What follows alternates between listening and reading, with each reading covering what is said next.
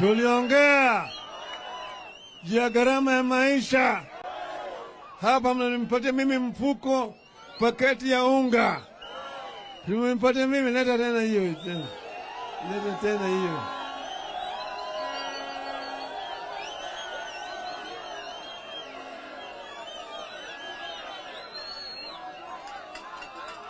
Leta mimi.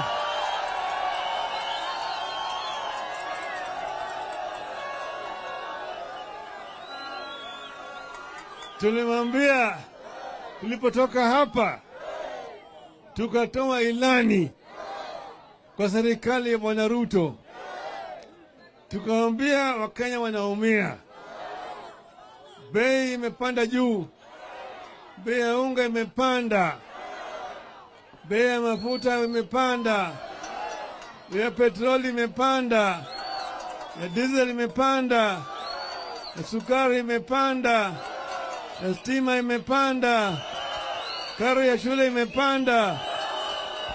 Sasa Wakenya wanaumia, Wakenya wanaumia.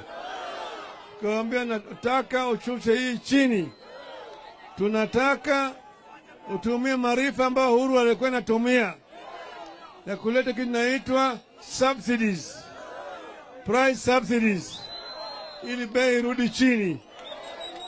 Sasa tukamwambia tumekupatia wewe siku 14 ufanye haya, sawa?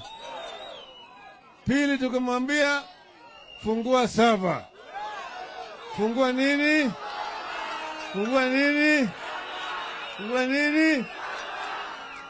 Ili sisi na wewe sasa tuamwane, tujue ni nani alishinda, sawa sawa. Tukamwambia ile tume ya uchaguzi hapana thubutu kuteua wewe peke yako. Tume ya uchaguzi ni referee, hawezi kuamuliwa na mtu mmoja na timu moja kama yule ya Chebukati. Hatutaki Chebukati 7. Yeye amekaa namna hiyo, amekuwa na kiburi, hajasikia.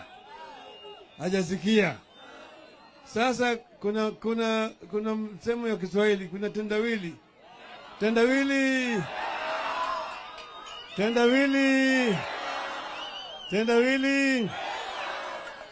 Brrr, hasiki ila kwa kigongo. Brrr, hasiki ila kwa kigongo. Hiyo ni nani huyo? Ni nani huyo? Ni nani huyo? Ni nani huyo? Mmeshindwa. Mnipate mimi mji basi. Nichukue Githurai. Chukue Githurai.